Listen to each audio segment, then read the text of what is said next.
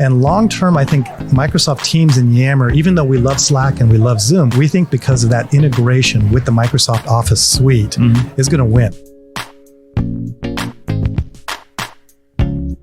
Welcome to the Cloud Accounting Podcast. I'm Blake Oliver. And I'm David Leary. I'm Roman Kepczyk, Director of Firm Technology Strategy for Right Networks. Hey. Welcome back, Roman. Day 2 of AccountexUSA. You're joining us again for another quick interview. I know we caught some of your session and we wanted to extrapolate more about your thoughts on remote working and what that's driving inside of firms. I'm a big fan of remote work. I had my own online bookkeeping company where we were all remote, 12 of us, and then we merged with a CPA firm and there were 25 of us, all remote.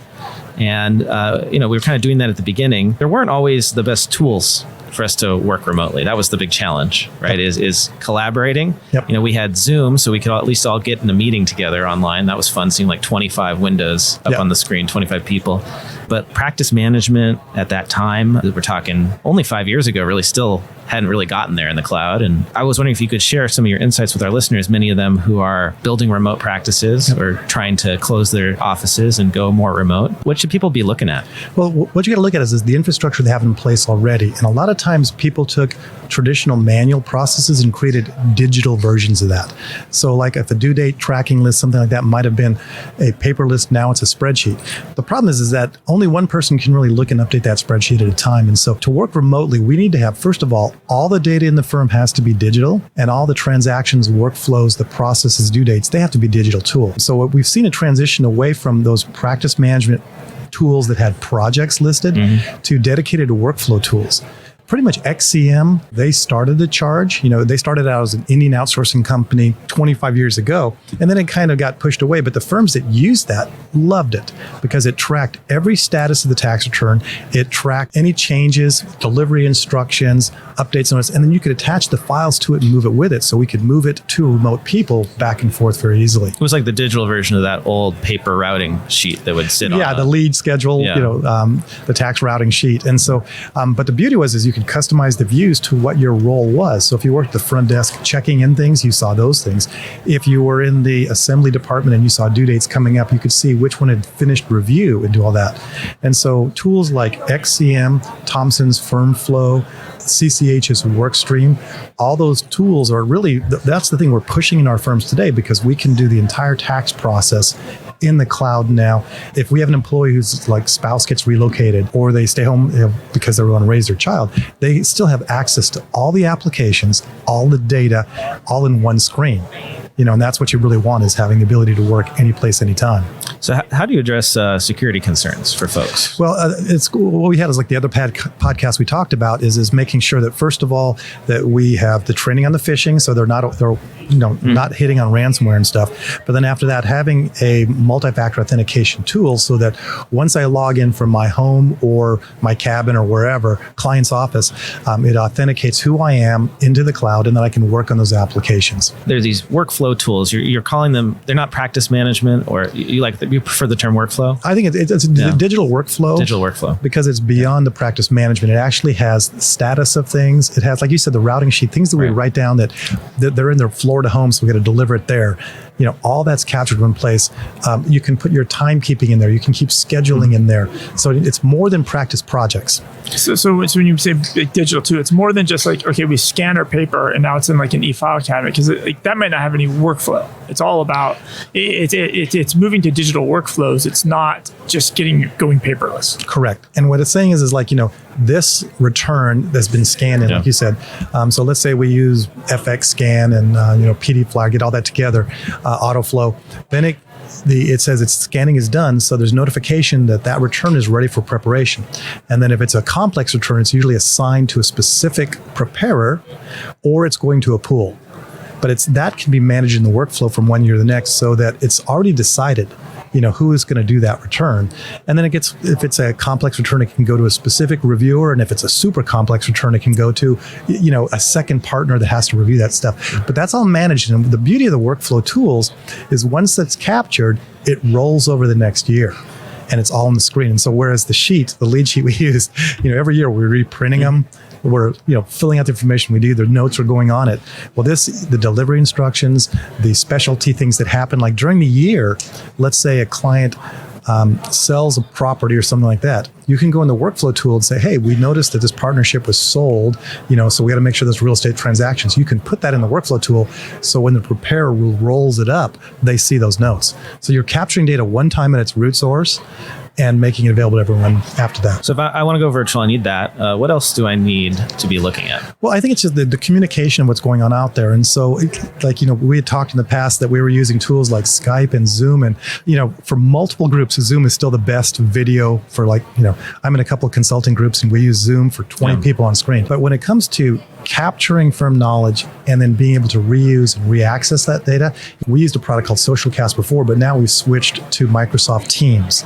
And long term, I think Microsoft Teams and Yammer, even though we love Slack and we love Zoom, we think because of that integration with the Microsoft Office suite is going to win. We've talked about that on the podcast. Yeah. It's like I was great at Lotus 1, 2, 3. I was great at WordPerfect, but when Microsoft integrated all those, they won. And accountants, we're very Microsoft specific. If you look at our audit tools, they all link to Word and Excel.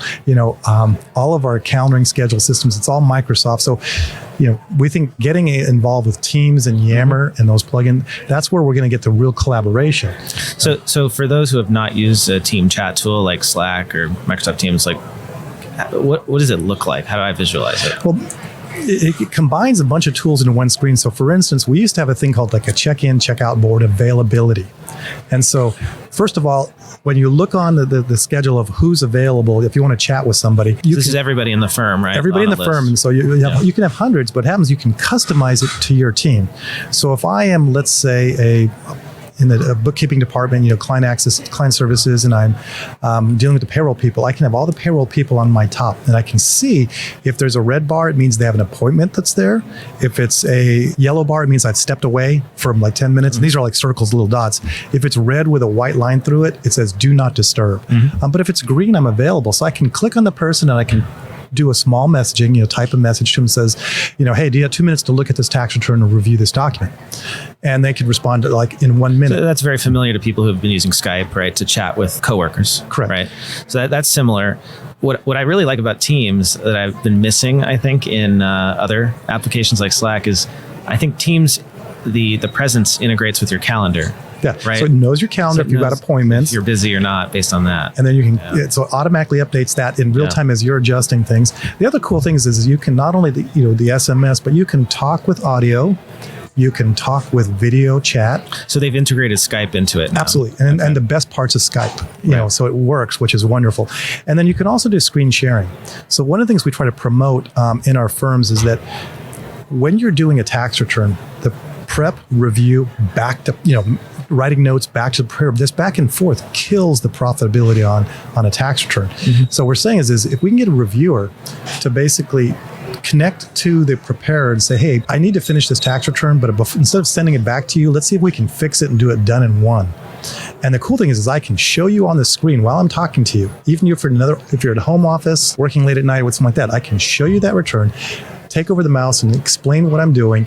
And then if we can fix it, we can actually get it done and out the door and build, as opposed to taking the time to write the notes, taking it back to the preparer to interpret those notes, then having to go back and forth. Because, a reviewer will look at it 2 days later and doesn't remember it.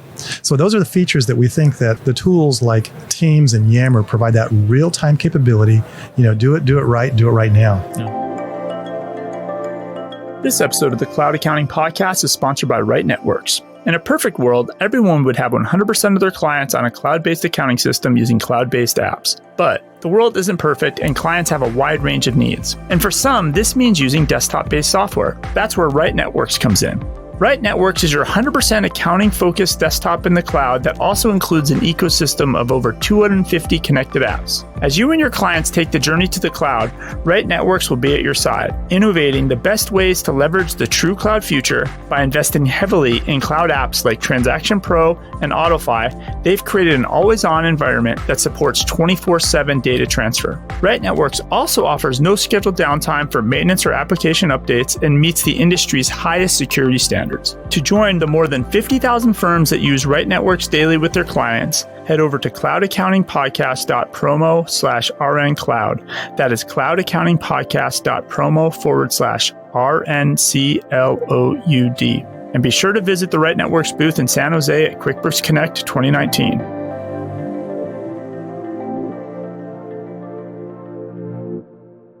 And one of the cool features about Teams is this ability to have persistent threads or chat rooms. What are you seeing people using those for most frequently? We build like chat groups. So there could be like a tax group, a security group, a client services group. So let's say in the tax group, we're a Florida firm and we have some kind of weird Florida franchise thing that impacts certain kind of, corporations or partnerships. Well, someone does the research there, they document it in there. And then if that comes up again, if there's new legislation, everyone who responded to that, you write a note there, they all get automatically notified that there's been an update to that. Then if there's people that were not part of that conversation, what's cool is they can do a search on that, franchise tax for, 1031 exchange, and it pops up as one of those things. And you can see all the thoughts that already went into it, as well as add to it or say, hey, there's a new form. And then at a big organization, now Lake was all over that chat. I'm going to track breakdown to ask some questions. Exactly. Just randomly asking partners, like, who should I talk to about this problem? Well, that's stuff like we used to write in the notes. Like a lot of my firms on the business returns, they might use like a CCH engagement binder, and the notes are just there. But with engagement, you can't search across binders. This, you do a keyword and you're capturing from knowledge. That's the thing that's amazing. Like the reason to switch away from email threads to something like Teams is this ability to search the entire history Absolutely. Across the whole organization of every conversation that's happened in public, and be able to find that guidance or exactly that person that has that expertise. Yeah. Like that's a game changer. Yeah. And like when people, like you pointed out, when you're on a project, all the other project people that were writing on that. And so someone usually knows in that group. And David and I actually, it doesn't have to be a large organization for this to be helpful. David and I switched from, we were using like Facebook Messenger to coordinate for the podcast. Super professional here. Hey, we all start that way. And so we didn't want to do email because we felt like that would be taking a step back. So we set up a Slack, right, which is similar to Teams.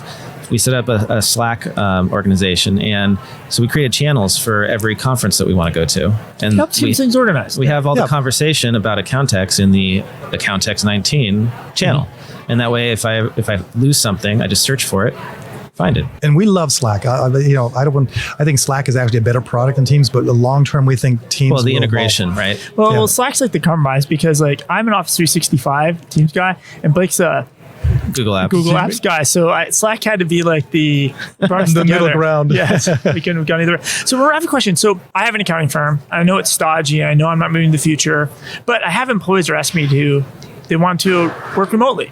Like, what's the first step I could take as a firm owner? Should I try to work remotely myself? Should I say, let's just go to a chat program? Like, what's the very first baby steps I should be taking to let my young millennial employee that wants to work at Starbucks? Well, the one thing you can do is, first of all, make sure you have an infrastructure that supports it as the quality of the work as well as the remote side is internally. So a lot of firms, what they try to do is they shortcut it with like Windows Terminal Services, remote desktop. And if they don't know how to install it, the experience for the remote user is actually worse.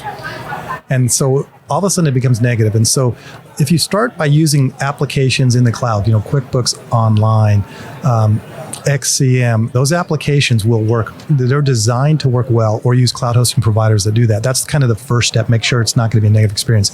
Second of all, you need to pick people that have experience with the firm, that have a track record of success.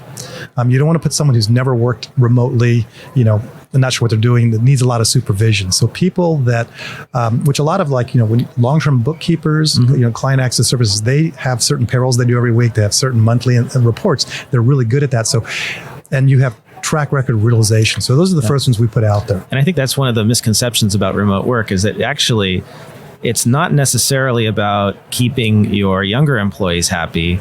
It's often about retaining your employees who would otherwise retire. Yep.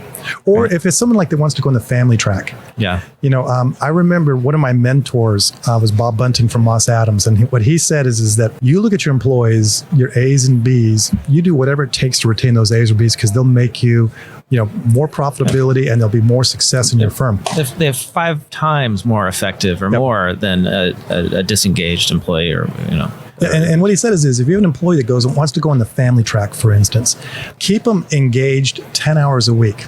They will retain their technical edge. They will help you with their clients. And as their kids get older, they can go to 20 hours a week and 30 hours a week. But those people, or let's say someone's spouse gets transferred, that's an ideal situation where you retain those A and B employees. They'll, the clients love them. At the end of the day, the unique thing we have as CPA firms is we have a relationship with the client that trusts us. And if they have that, senior who's always been with them, they want to keep that person. Yeah. So that's one of the best way to retain people. And I think, one of the statistics that came out of Accounting Fly, Jeff Phillips, that we quote all the time is that firms that offer remote work get 8 times as many candidates to apply for that position. So just by virtue of firms offering remote work as an option, you're going to be a more attractive employer. There's huge demand for it. And like you said, especially, I think a ton of moms, right, would benefit, right? Well, in our accounting profession, you look at it, there's a lot of females and they normally get the home responsibility and they're our best accountants. Well, and you look at like the discrepancy between the number of women who enter accounting and then the number who become partners, right? It's just steep drop off. And I mean, I don't have evidence to back it up, but it seems completely obvious to me that it's, women want to spend time making a family, and then that is not compatible with the traditional structure of a CPA for which is like you have to live at the firm, right? But it's not that you have to be working all the time. It's just this is the culture. You have to be in the office all the time, and if you allow people to work remotely, I don't even think that it's that they need to necessarily reduce the hours, because it's a lot of that time in the office is wasted completely.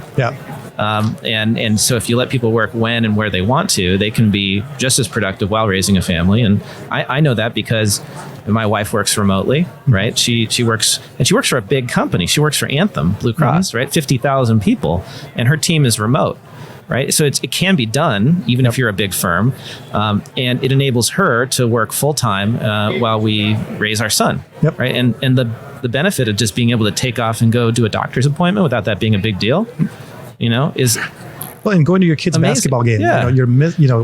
Those junior high school years when they're participating actively, you could go see the game and then you log in afterwards, from home or early in the morning and knock it out. And I can work. I was fortunate in that in my entire public accounting career and after, I've always been able to work remotely, and so I have been home when my son gets home, like every day for his whole life. Like I've been able. You'll never miss that. I mean, you'll be so glad you did that. It's like, and then I hear about people who like to make partner, they had to like never have dinner with their family. I just think that's so old.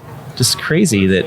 Well, it doesn't make sense in our industry. Like, I get it. If you work construction or you're in farming, there's only so much daylight, right? Or if you're building a bridge, like you physically have to be there to build the bridge. But in our industry, there's no deadlines in a way, right? Like, there's lots of deadlines. I mean, there's deadlines, but there's like you don't have to be at the office to do the work. I think that's the point he was making. I mean, if you choose a family track, right, and your kids are in bed at 7:00, but 7 to 9, you have some downtime, and you kind of catch up and do some work. For some people, that's what they can do, and if people can work when they can work, it's just better for everybody. That brings us back to the whole collaboration thing. But the tools today are so good to manage all the workflow, plus to have the collaboration and communication, so you really don't miss things, because the coffee cooler is now on the screen as opposed to the 2 people that are standing in the lunchroom. That seems like a good way to summarize this. Yeah. Thanks, Roman, so much. I really appreciate you joining us for these episodes. If people want to get in touch with you, find out more about what you're up to, where's the best place for them to do that? Probably on, I'm Roman at rightnetworks.com, but we have a blog, Right Networks blog, where all the articles and content that I develop, all is published, there. So head over to, what's the URL for that? rightnetworks.com/blog. And as always, you can reach me on Twitter. I'm at Blake T. Oliver. And if you want to subscribe to our show notes, head over to blakeoliver.com and click the blue subscribe banner at the top, and you can put in your email address and you'll get new episodes emailed to you automatically after they publish. How about you, David? You can just get a hold of me on Twitter. That's the easiest way, at David Leary. And you can track the Cloud Accounting Podcast down on all the socials. We're on Facebook, Twitter, and LinkedIn. All right. Thanks a lot, Roman. Thank you, guys. Thanks.